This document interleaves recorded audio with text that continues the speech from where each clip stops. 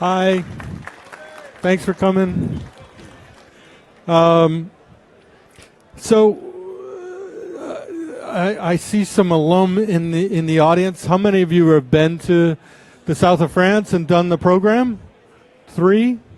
Okay, that's all? All right. Usually when I come up here, I kind of want to talk about the program more than details of what I'm doing when I'm mixing. As those of you in the audience who have come to my seminars, I spend a lot of time trying to help the student, y'all, come up with a better sound or solve a problem that you might have with your work. I do demonstration, but I have to say that the demonstration is sort of, it's usually it's at night with a bottle of scotch, and I don't talk much when I'm demonstrating. But what I do like to do is figure out what the students need. Because one of the things that I've found over the years is everyone, including myself, has to solve issues in a mix. Not only in the mix itself, but you're solving issues with your own mentality and your readiness to mix the song, right? And that readiness can be in the form of your speakers. It could be in the form of your amplifier, your wiring. It could be in the form of what instruments you're using, what analog outboard gear you're using, if you're using any, whether or not that should be included in your setup. So we spend at least a day or so going over what you as a student in our Mix with the Masters seminar, what you have and where your issues are. And generally I can listen to your work and try to determine, oh, you've got an issue with your room, with the acoustics in your room, or perhaps with your amplifier or with your speakers. Usually it's pretty easy to tell where your issues are. And then after that, there's also plenty of, we get into, how do you get inspired? And how do you get directed when you're working? What brings you to an idea, and where those ideas come from? How do you develop an overall arc of, an interesting song? I think these are the kinds of things that I believe are everyone's issues, including my own. The only difference between myself is I have 20 plus years experience, knowing when I'm not ready, to sit down and say, mix the vocal. So I'll spend, 2 hours working on the track because I'm not ready. I don't feel ready to work on the vocal. I've trained myself to have certain, values about where I'm going to focus my energy. And I think that these are the kinds of things that we try to get to in our seminars. And these are the kind of things that I try to get to in my videos for Mix with the Masters as well. I try to spend my time figuring out how y'all can get a better sound. And that doesn't mean that it's going to sound like mine. And that's why I don't spend as much time doing demonstration time as I do listening to your work or having the group listen to your work. Because it's quite interesting that engineers, mixers in particular, don't really spend a lot of time playing their work to other people. They generally just listen to it, mix it, they think it's great, they send it to the client says, yes, I like this, fix that, change that, do a drop here, why'd you change this, I loved it the way it was, etc., etc. But I find that in our seminars, it's really valuable for y'all to hear what your colleagues in the seminar feel, because it's rare that y'all take opinions from someone else, myself included. I'm in a room, I might be with one other individual, maybe a second guy is doing tuning in the other room or whatever it is. But I really appreciate outside opinions now, and I play my work for everyone in my life because I want to hear how it impacts them. I'm not looking to hear what they think about my kick drum. That's not what I'm interested. I'm interested to know if they feel what I'm trying to get across in the work that I'm doing, right? When you're working, I don't know, at what stage y'all are at. Y'all look like you're in various stages from beginner to, complete professional. And I think you've got a lot of, as I said, it doesn't matter what stage you're at. I feel that we don't take opinions about the impact of our work from enough people. We spend most of our time by ourselves. So I really try to train people to understand and interpret other people's opinions about their work, because that gets into something else which is really important, which is how do your clients phrase their comments to you, and how do you interpret those comments, right? Interpreting your client's comments, trust me, I'm a pro at that. That's what I'm a pro at. Mixing, that shit is a moving target, right? You're always trying to figure out what the coolest mix, what the best kick, what the best vocal sound, all of that, that's a moving target.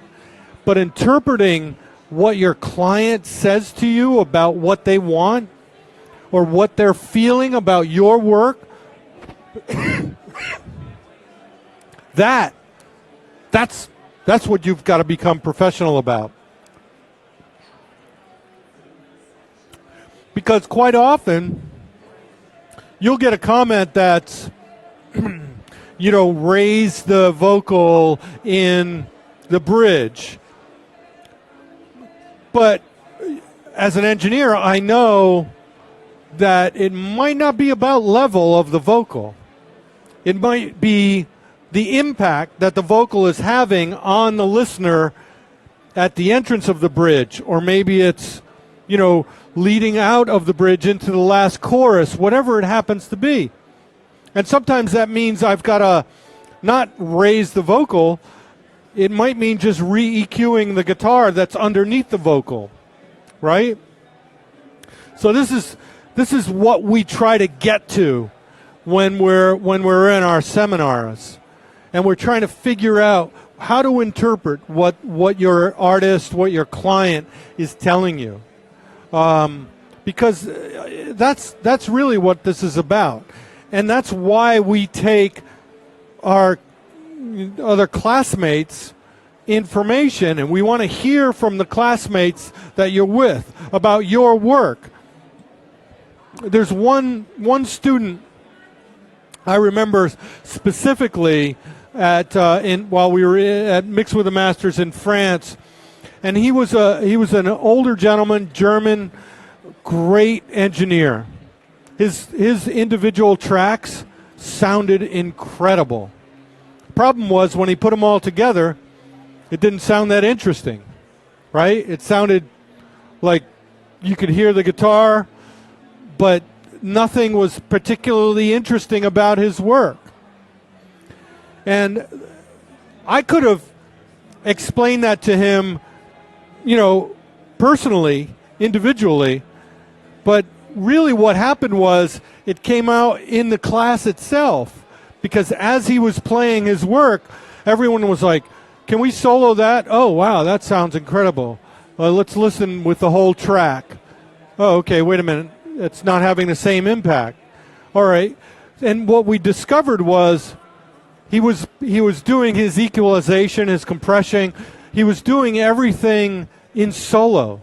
He wasn't really paying much attention to the track as a song, as it went from first verse, B section, chorus. He wasn't paying much attention to that. He was paying attention to what's the best guitar sound I can get, right? And that's not what we do. What we do is we mix a song. And for the most part, your clients, your artists, they're listening to their work. They've been working on it for a year. I just finished a record where they've been working on it for 4 years. So my artist had been listening to the song for 4 years. She knows intimately what she feels about this song. So I have to pay very close attention to emotionally what that reference mix is doing, right? I have to pay very close attention to emotionally what her vocal is portraying, right? Because quite often, as an engineer, you're just listening to how it sounds. You know, does it sound good? And as you will find out in my seminars, it's not about what sounds good. It's about what impacts you the most. What has the correct effect on you the most. That's what it's about. And that's what we get into in my seminars, both the video seminar and the live seminar in France. How many of you here are engineers? Most, right? Okay. How many artists?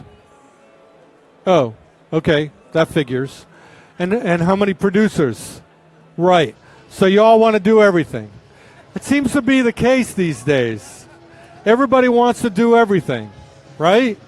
Nobody is willing to hand it off, right? How many of you do your own mastering? Okay, those are the people I hate the most. I have to tell you, I can't say enough how important it is. I mean, the beginning of what I just talked about was make sure you let other people listen. Well, there's also let other people touch, right? Let other people touch. You know, one of the first things that I did when I started out producing, because I kept getting hired to produce and engineer. But what I started doing when I first started producing was I just sat on the couch. And if I was working with an artist or with a co-producer, they were always like, well, aren't you going to, EQ the vocal, or aren't you going to do something to the drums? And I was like, no, I'm in the right spot to listen as an audience member. And that's what as a producer, that's what you're hired to do, is sit in a place where you just listen. You're not tweaking, right? You're not sitting there deciding what frequency is missing on your kick drum. You're listening and saying, the kick drum isn't doing what it should be doing. Somebody please fix it. Because that's really what a producer is supposed to be doing. So those of you who are the producer and the mixer and the engineer are missing out on actually being the audience member, right? Because that, as a producer, is your job. You're supposed to be delivering something to an audience. Some of my biggest clients didn't know anything about recording, didn't know anything about engineering. I taught them things just so we could make our life easier. But generally, they knew their audience really well. And they could hear from across the room whether or not I was going to make an impact on that audience. And they didn't care whether or not the kick drum sounded right. They only cared about whether or not that kick drum was going to work for their audience, right? They didn't care if the bass was masking some background vocal part, because to them, that bass was going to work in the club that they were going to be playing it at. And that was the most important thing. And so I learned at a very early age as an engineer that I'm not mixing for me, I'm mixing for an audience. And technically, I'm not mixing for anybody else but that audience. Because even if my artist comes to me and says, well, this is, you know, I always wanted this piano to be the loudest thing, or, you know, I wanted some effect here. My opinion is always going to be not about my choice, not about my ego, not about what I think is right, but what I think is right for the song, to get the point across and what the emotion is of the song. That's what I'm working for. That's what I'm paying attention to, always. So those of you who are producing and mixing, you're removing that possibility. And then those of you who are the artist and the producer, I mean, you're just, again, you're removing that factor of making sure that there's another person in the room who is thinking about the song and its impact on an audience. If you're the artist and the producer, you're thinking about what you want as an artist, but you're never thinking about the audience. Without a producer in the room who's thinking about the audience, then you're missing an important facet to what makes successful records, right? I mean, you can think about the producers in the world, the successful producers who have also been artists, right? And there are a number of them, but there's not a big number of them. There really isn't. If you think about successful producer artists, there's a very small number. Prince, Chainsmokers, and of course there have been bands that have co-produced with somebody else. Keith Richards was always a co-producer with somebody else, but very few, in the grand scheme of things, producers, artists, and even fewer producer, artists, engineers. Almost none of those.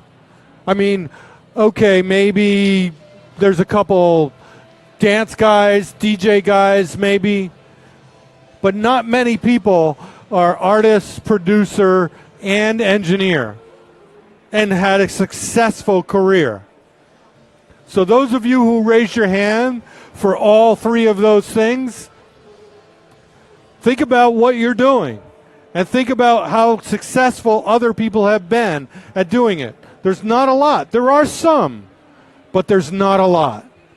And I seriously recommend that you think about bringing other people into the room. And that's another thing that we talk about at our seminar in France, is how to collaborate. How do you best collaborate, right? Music is collaboration. Not so much anymore, of course, because everybody produces in their laptop. Everybody makes their sounds in their laptop. Very few people hire musicians.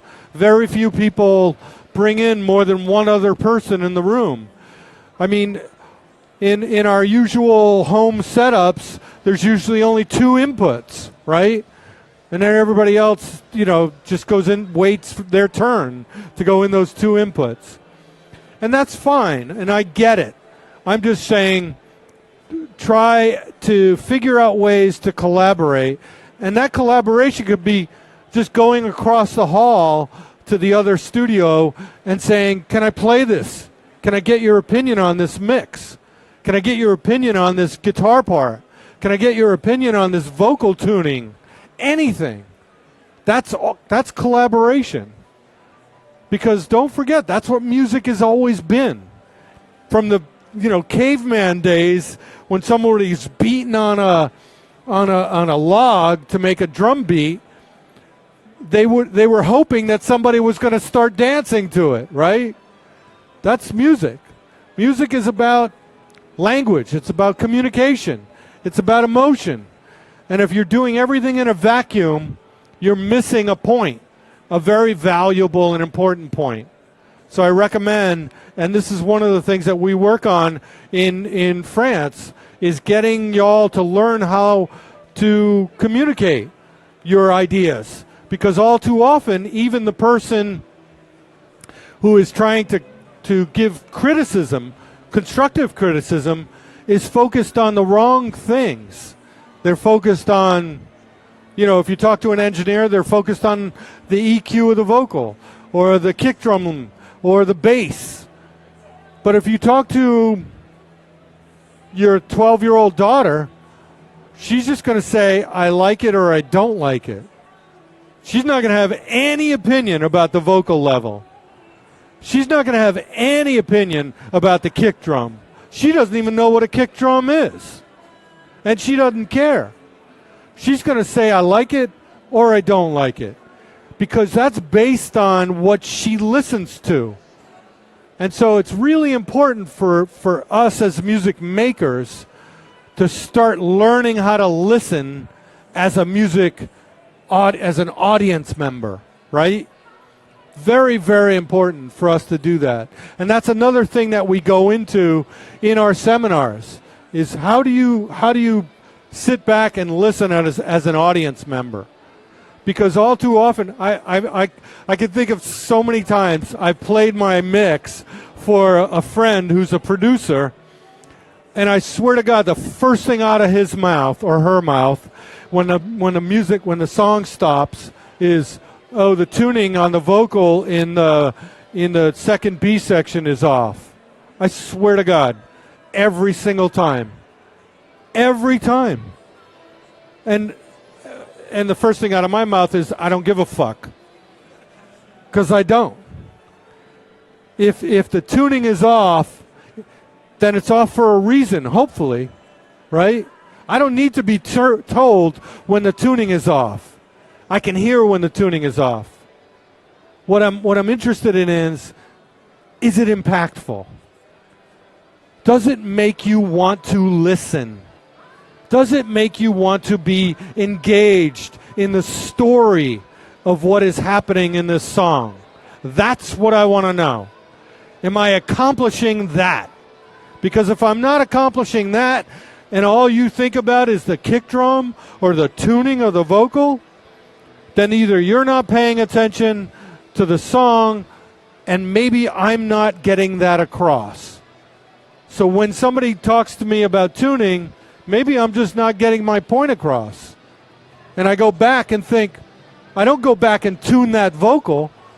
I go back and think, how can I make him not give a shit about the tuning? Right? I used to do a lot of work, and in fact still do work with Mary J. Blige. And back in the day, when Mary started, we didn't tune vocals in those days. I mean, to tune vocals was a pain in the ass. You had to use a H3000 and tune it syllable by syllable. It was hell. Or you had to, sample it and tune it. And we just didn't do it. And I remember so many times my colleagues who heard my mixes on Mary would say, oh, you should duck that vocal. Her tuning is off. And I would say, nah, I'm not doing it. I would raise her vocal where the tuning is off. And I would duck the other harmonic things that are in the song that got in the way. Because technically, if she's out of tune, it's only out of tune with something else in the song. It's not out of tune in the world, right? There's no such thing as being out of tune in the world. I mean, of course, we can say if we're basing it on a particular scale, yes. But it depends on what that scale is, right? So my way of avoiding this issue was raising her voice, was making her dominate, harmonically dominate, so that everything else was less important. And I think we had a few hits, so maybe it worked. You know? We had a lot of hits. And to this day, now Mary does tuning. I don't do it, but somebody does it. And somebody tunes her voice, and it's perfect every time. But back in the day, I was like, no, screw that. And that happened many times. There were other times where I remember one in particular, I'm sure I mentioned this in one of my classes. You know, there was a bass player who was not very good in this band. There was a 5-person band. The bass player wasn't very good. And the band was ready to fire the bass player. You know, they were like, fire this guy. He's just not cutting it. He's our friend from college, whatever. And there was one particular part I remember where the bass player kind of flubbed. He didn't flub the timing. He just chose a different timing in a turnaround, like going from the chorus to the verse, whatever it was. And the drummer played a fill that didn't match what the bass player did. And the band was like, oh, we got to have the bass player, come back and redo this and get the sound again or whatever it was. And I was like, wait a minute. Hold on one sec. And I listened, and I just muted the drums for that turnaround. The bass was not out of time. It was just a different fill. It was just a different timing that he chose, right? And the drummer's fill didn't match the bass player's timing. So I just muted the drummer and let the bass player play the fill and made it loud. And the band was like, oh, okay, that works. And so a lot of what we go through at the Mix with the Masters seminars is that kind of thing. Trying to figure out what right is, because right is never going to be, for me, it's never going to be, some idea of perfect tuning, perfect timing, or perfect anything. It's always going to be, what does it do to you? How does it make you feel? Does it get the point across? And in fact, that particular bass fill, we actually copied it later on as well because it made the thing work. It made the whole section work. It made it more interesting coming into the verse after the chorus. So you'd be surprised. And again, this again goes back to who are you listening to? If you're the only one in the room, you're not listening to anybody. If you're the artist, the producer, the engineer, who are you bouncing ideas off of? You're not bouncing ideas off of anybody. You think everything you do is the shit. Which brings me to the next idea that we talk about quite a lot in our seminars, and that is your ideas are just that. They're just ideas. And they don't mean shit. There's nothing about, if you can't come up with 4 ideas without even touching the console or the computer, if you can't come up with 4, then you're not there yet, right? You're not there yet. You've got to have it in your head before you sit down to do it. So I'm always blown away when I hear stories about engineers who think, this idea that they had for whatever, a delay or the EQ on a vocal or whatever it happens to be is the shit.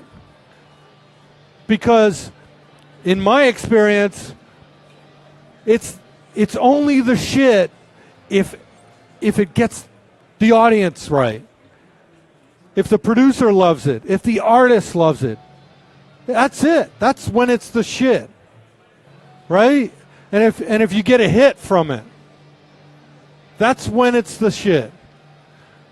So one of the things that I try to teach in our seminars is you better sit down and come up with 4 ideas really fast. I don't know if any of you have watched my seminars, but how many of you have watched my seminars here or anywhere? Couple, okay. And one of the things that I have is, and I made it up as a joke. In fact, I don't even know if I made it up. I think some of the guys on my team made it up. And we call it the 10-minute rule. And that is, if you can't crystallize the idea in 10 minutes, then the idea is not worth it. Then the idea is something that you should spend your time later doing. And you should spend your time, focusing that idea maybe in your off hours. Because like a guitar player, not that one, but like a guitar player, a great musician, and those of you who have been in this business long enough may have been lucky enough to be in a room with a truly gifted musician, vocalist, whatever the instrument, where there's nothing between here and what comes out of the speaker. There's nothing. The truly gifted ones, it just comes out, right? That's it. Those are the really gifted ones. And that's what you all need to be. That's what we try to get you to be at the seminar. Not sitting down and putting in the plug-in that you always put in. Let me see maybe I'll try this on the guitar, or maybe I'll try that on the bass. That's not what it's about. It's about forming the whole thing before you sit down. What the patch is going to be, what the level is going to be, what the mix knob is going to be. And if you're using analog gear, which patch cables you're going to use. What are you going to set the piece of gear at? How many pieces of gear? Which pieces of gear? That whole thing needs to be in here before you sit down. Before you sit down. Which brings me to the next thing that I do when we're in our seminar is I try to teach people to hear an idea in their head, formulate how they are going to create that sound. So if you have a sound for a reverb or a sound for whatever, create it in your head, sit down, knock it out. How close did you get to it? Where did you turn when you realized it wasn't a good idea? Because that happens too, right? Sometimes you sit down and you start with an idea, and the idea is like, you can tell right away, it's like, oh, no, that's going to conflict with the vocal, or that's going to not work well with the kick drum or the bass or whatever it is. Okay, so you've got to come up with another idea, right?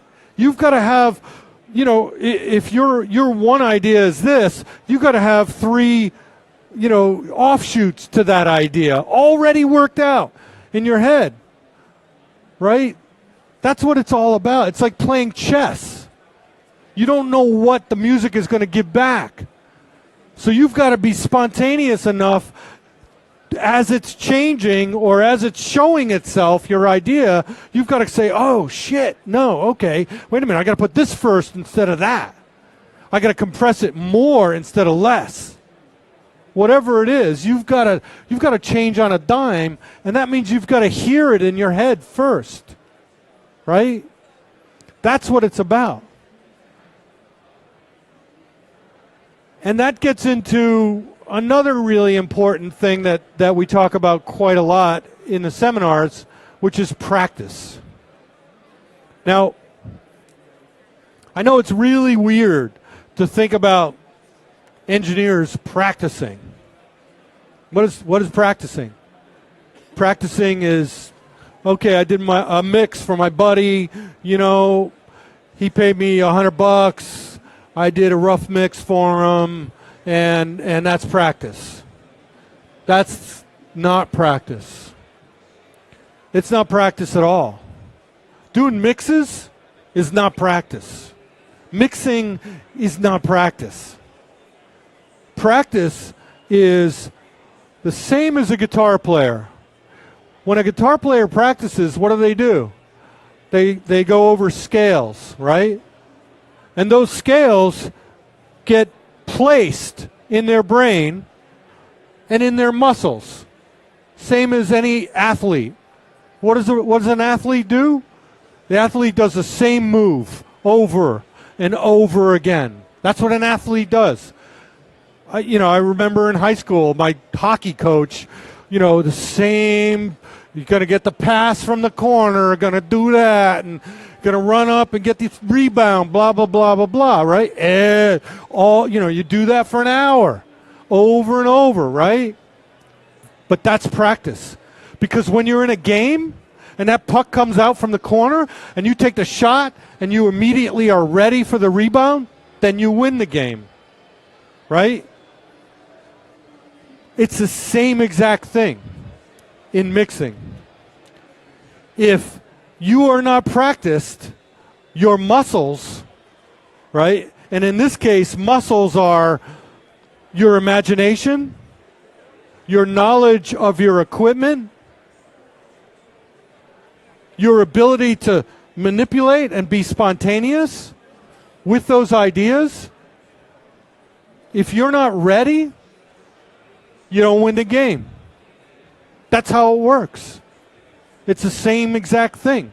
So practice isn't sitting and mixing your buddy's song or mixing any song. Practice is looping a vocal over and over. And maybe it's just 8 bars of a vocal. Maybe it's just 8 bars of whatever, guitar.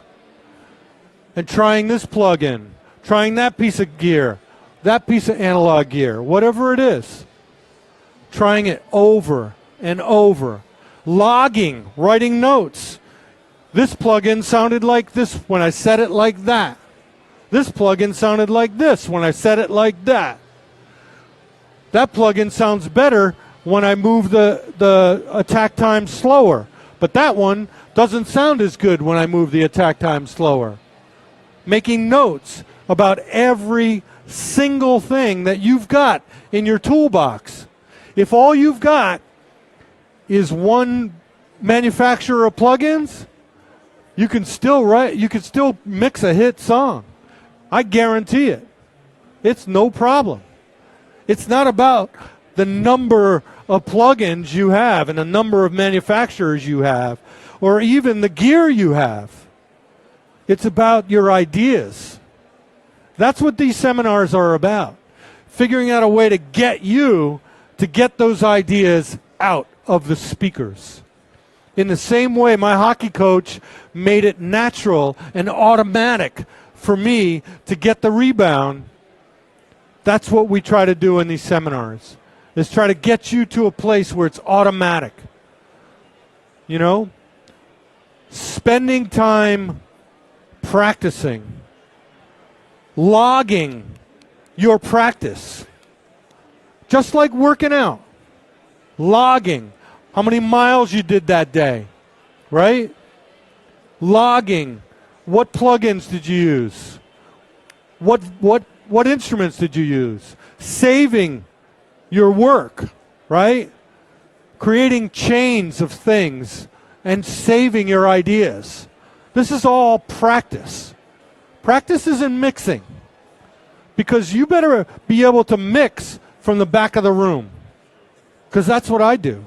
I sit in the back of the room and I just have my assistant play the song over and over and over. And sometimes I'm texting, sometimes I'm even talking on the phone. But other times I'm yelling, here's a note, the first bridge, the first B section, I want a quarter note delay on the last word of the first line. in both B sections. And I want that delay to be diffused, and I want it to be wide. And I want the filter on that word to be slightly different sounding than it is in the previous 4 syllables. This is the specificity that I'm listening to and creating in my head. When I used to work in a more analog way, now I'm working sort of hybrid, both analog and digital. But when I was working in a more analog way, I would form the patch exactly in my head while listening. This is what you need to get to mix. So it takes practice. You don't get to this by mixing your buddy's record.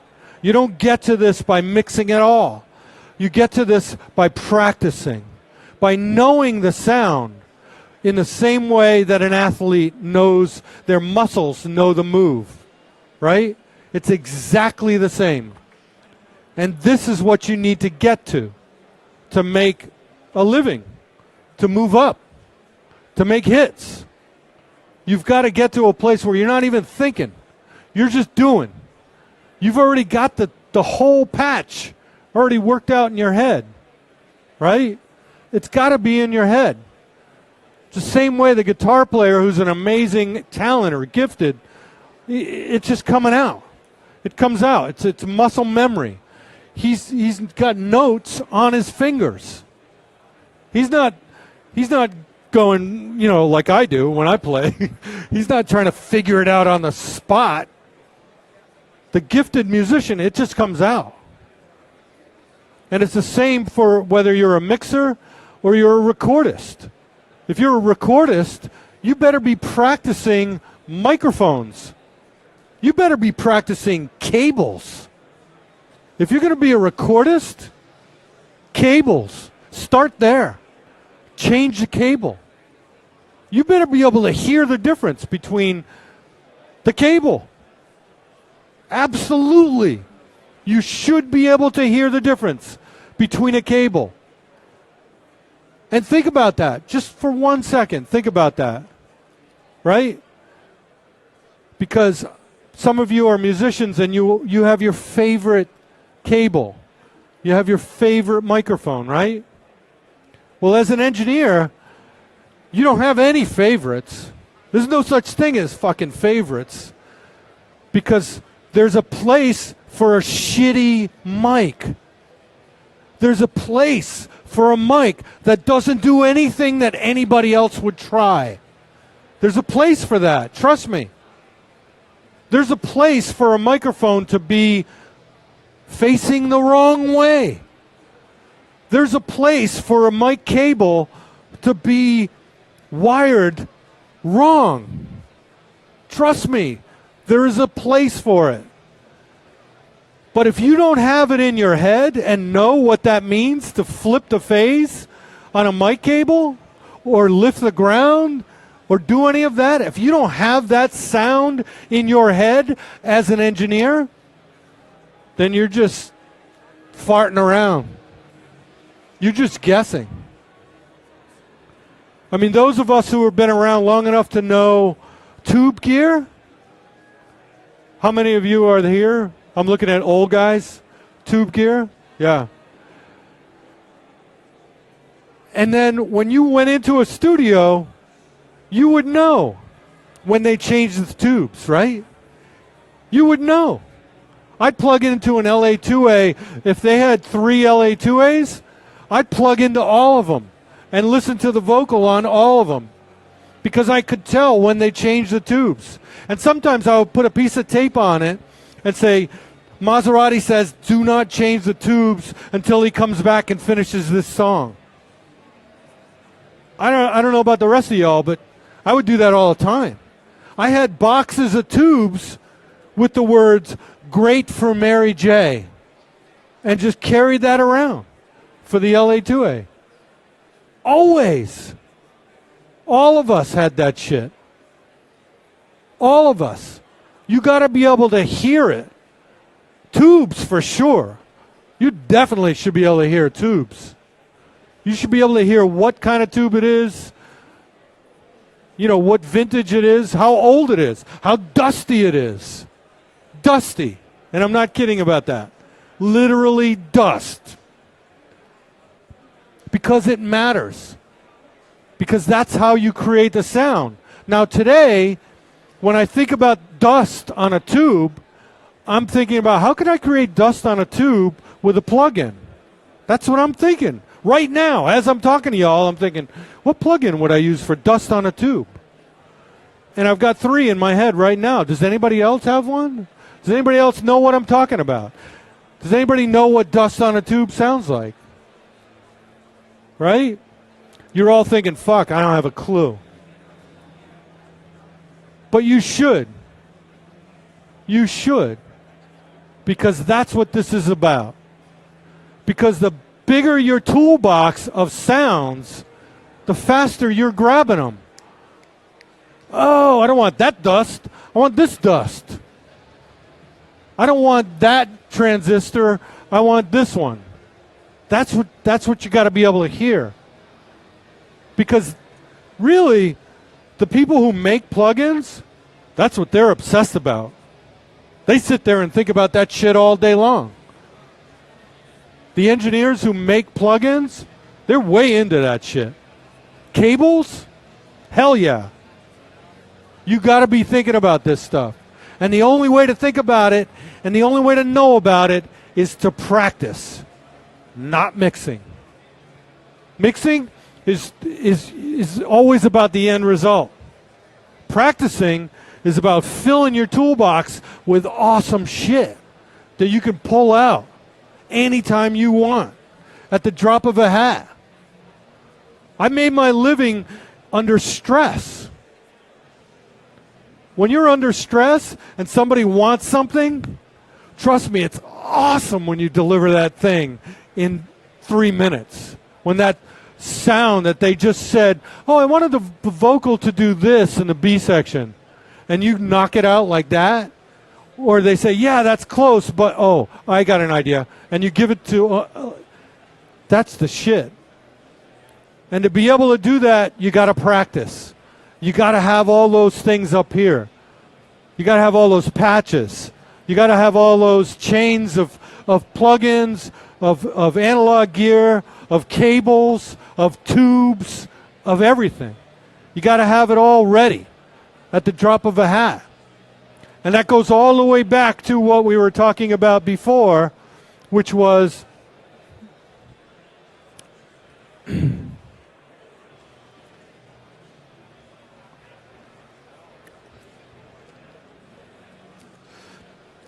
thinking your idea was the shit. Right? Remember I said it? If you got one idea and you think that's the shit, you're never going to fucking make it. Never. I don't care. Because that one idea better be great every single time. And you know what? It's statistically impossible. It's never going to be great every time. You've got to have 4 ideas, minimum. And you got to have 6 in your pocket ready to go. All the time. And you've got to be thinking about it in a way that has nothing to do with the gear.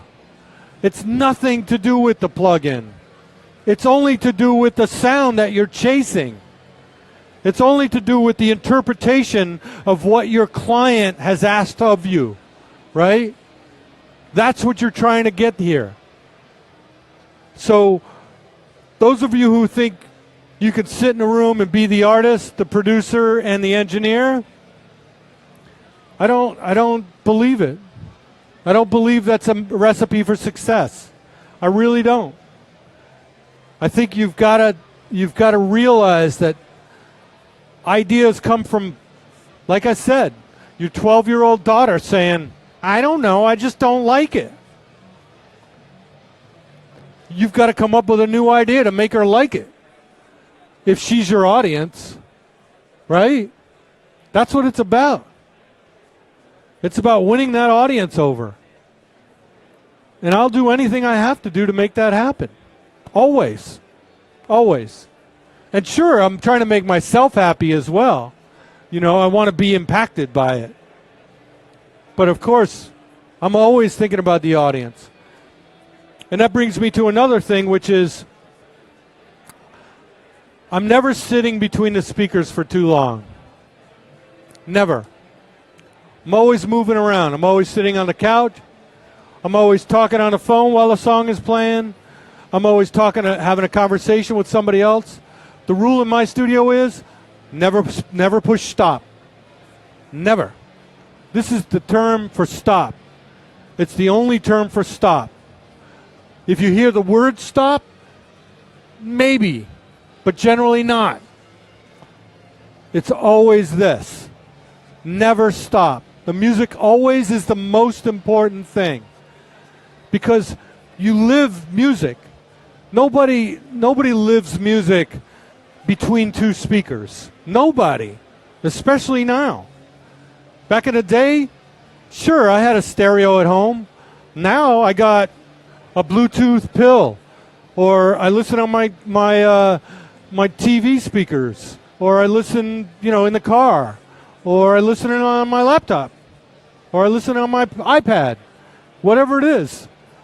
So, as engineers, you better be able to get your point across, and those magical ideas that you have, you better be able to get them across through any of those mediums, right? Doesn't matter what it is, you got to be able to get that point across. And trust me, when you play your mix on an iPad and it sounds like shit, and you say to yourself, oh, it's just an iPad, you're missing it. Because it better jump the fuck out of an iPad or your computer. Because my clients, that's what they listen to. My clients are on the road listening on their iPad or on their laptop. And my bass better come through on the iPad. And if it doesn't, they're not going to say, oh, I know it's just my computer. They're not going to say that, ever. Well, maybe 2 out of 100, but very few. Most of my clients are, I still can't hear the bass. I still can't hear the bass. And eventually I'll say, what are you listening on? And they'll say, my computer. And I'll say, can you listen in the car? Can you listen in something else? Listen on the TV? Something. But generally I got to get the bass to sound good on their computer as well. And all of these things is what we try to get across in our seminars at Mix with the Masters. Okay. I don't know what time it is.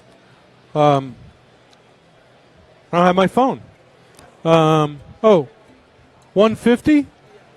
Okay. So we'll do some questions, and then I'm just going to set up something.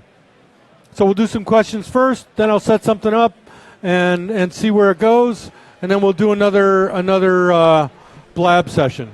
So, do we have a microphone for questions? Okay. Check. Floor's got one. She's royalty, so. Oh, thank you. Yeah. I'm wondering, what do you listen for when you walk around the room as it's playing? Did everybody hear that? Okay. So what I listen for when I'm walking around the room, of course I'm listening for, I know my room well enough, and I use the room. I really do. I use the room. I'm listening for, is this going to have the same impact if somebody is cooking at the sink with the faucet on? Are they going to hear this song?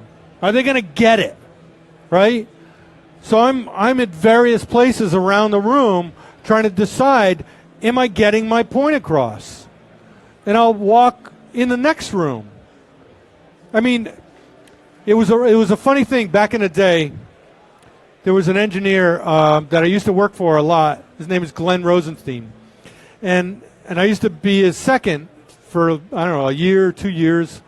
And he would always walk outside the room and just kind of leave the door ajar, maybe put a a book or a weight in the space, a sandbag in the space, and just have the door open a little bit, and then just be out in the hall.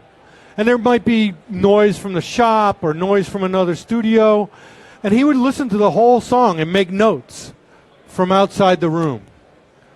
And to this day, I still use that idea of being in a different space and listening from the speakers. So speakers are in another room, because we all know that a great song, you can hear it from 2 rooms away. If your significant other is playing a song in another room and you're doing something in a whole different space, and that song comes on, you hear it in the first 4 bars. You know what it is, the song, what year it was released, everything about it, right? You can hear it. And that's not because it was just a great song or a great production. It's because it was a great mix, right? Period. So I do that a lot. I move around the room. I want to make sure that mix affects me correctly no matter where I am, in the next room, somewhere in the back of the room, the side, behind the speakers. I want to make sure that mix has impact.